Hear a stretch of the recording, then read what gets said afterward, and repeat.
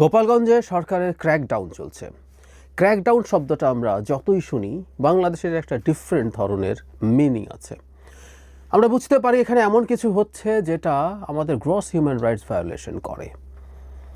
গোপালগঞ্জে এনসিপি যাওয়ার পর যে ঘটনা ঘটেছে তার প্রতিক্রিয়া কিছু হবারই কথা ছিল, কিন্তু আমরা তো এভাবে চাইনি। আমরা দীর্ঘদিন থেকে চেয়েছি, আমি অন্তত দীর্ঘদিন থেকে চেয়েছি গোপালগঞ্জে কন্টিনিউয়াসলি আইনশৃঙ্খলা রক্ষাকারী বাহিনীর অভিযান চলবে, যে অভিযানে আওয়ামী লীগের বিভিন্ন রকম মামলার আসামি, সন্ত্রাসী, অস্ত্র এগুলো খুঁজে বের করার চেষ্টা করা হবে। আমরা যৌক্তিকভাবে অনুমান করছিলাম 5 আগস্টের পর থেকে সারা দেশের বিভিন্ন পর্যায়ের আওয়ামী সন্ত্রাসীরা গোপালগঞ্জে আশ্রয় নিয়েছে এবং তারা একটার পর একটা আস্ফালন দেখিয়ে যাচ্ছিলেন। কিন্তু জরুরি কথা হচ্ছে, এটা তো গোপালগঞ্জের বেশিরভাগ মানুষ নন, এটা খুবই ক্ষুদ্র একটা অংশ হবে টোটাল জনসংখ্যার, কিন্তু সেটা করা হয়নি। এখন সরকারের নিজের দল, ডক্টর ইউনূসের নিজের দল, আমি তাকে এভাবেই বলতে পছন্দ করি, এনসিপি, যেহেতু ওখানে গিয়ে মার খাওয়ার পরিস্থিতি হয়েছে, তারা হয়রানির শিকার হয়েছে, সুতরাং এখনও ক্র্যাকডাউন হচ্ছে, কারফিউ হচ্ছে, ব্লক রেড হচ্ছে। শুধু তা না, আমরা পত্রিকায় দেখেছি পুরুষরা বাড়িতে থাকতে পারছেন না, পুরুষ শূন্য হয়ে পড়ছেন একটা জেলার প্রায় সবগুলো বাড়ি। এটা একটা ভয়ঙ্কর প্রবণতা, এটা ভয়ঙ্কর ব্যাপার। শুধু তাই না, দেশের মধ্যেও গোপালগঞ্জ বিদ্বেষ ছড়ানোর চেষ্টা হচ্ছে, দেশের ভেতরে এবং দেশের বাইরে থেকে। কিছু ইনফ্লুয়েন্সার্স আছেন, তারা বাইরে থেকে, কেউ দেশে থেকে বিভৎস ভাষায় গোপালগঞ্জের মানুষকে নিয়ে গালিগালাজ করছেন, ঘৃণা ছড়ানোর চেষ্টা করছেন।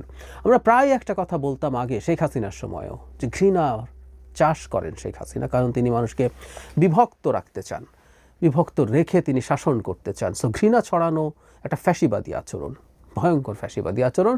গোপালগঞ্জের বিরুদ্ধে ঠিক একই ধরনের ঘটনা আসলে ঘটছে। গোপালগঞ্জের মানুষ হরতাল ডাকবেন, আজই সম্ভবত তাদের হরতাল। কেউ কেউ বলছেন যে প্রথম একটা জেনুইন হরতাল হতে পারে। আমি এই প্রসঙ্গে একটু যোগ করে রাখি, আমার খুবই খুবই রিলায়েবল একজন মানুষ, যার সাথে আমার খুবই ক্লোজ কানেকশন আছে, তিনি এই ঘটনার পর গোপালগঞ্জে গেছেন এবং তিনি তার ভাষ্য মতে, আমার মনে হয় এই ব্যাপারটা কিউরিয়াস, আমার চাওয়া হচ্ছে সাংবাদিকরা এই ব্যাপারে কিছু ভেরিফাই করবেন। গোপালগঞ্জকে নিয়ে যেহেতু এই ধরনের মন্তব্য করা হচ্ছে, সেখানে শুধু আওয়ামী লীগ না, আওয়ামী লীগের সাথে অন্যান্য রাজনৈতিক দলও এই ব্যাপারে এক কাট্টা, যে তাদের জন্মভূমি, তাদের জেলাকে নিয়ে এই ধরনের ক্যাম্পেইন তারা গ্রহণ করেন না, তারা একসাথ হয়ে যান। আমি এটুকুই বললাম, সাংবাদিকরা একটা ইনভেস্টিগেটিভ রিপোর্ট করলে খুব ভালো হবে।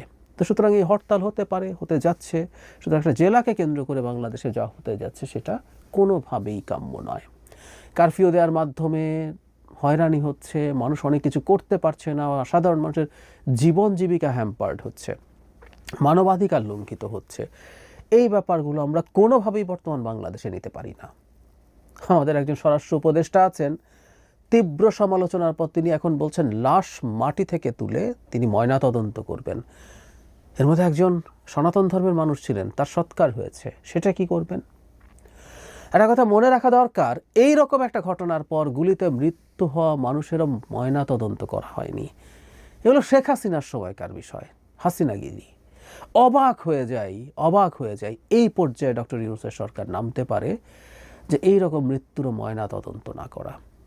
বলতে পারে করেনি, সে করেনি, অথচ সারা দেশের এত আলোচিত বিষয়। আমি কয়েকদিন আগেরই একটা ভিডিওতে ওই সময় বলেছি, প্রথম আলোর একটা রিপোর্টে দেখা গেছে যার মৃতের পরিবার আগ্রহ দেখিয়েছেন, চাপ দেওয়ার চেষ্টা করেছেন ময়নাতদন্ত করতে, সেটাও করা হয়নি। সুতরাং এটা খুবই ডেলিবারেট ছিল, আমরা বুঝতে পারি। অথচ কথা ছিল এই 5 জনের ক্ষেত্রে এই রকম বল প্রয়োগ অনিবার্য ছিল কিনা, বল প্রয়োগ ডিসপ্রপোর্শনেট হয়েছে কিনা, এই মৃত্যু এড়ানো যেত কিনা। এড়ানো যেত, কিন্তু এড়ানো হয়নি।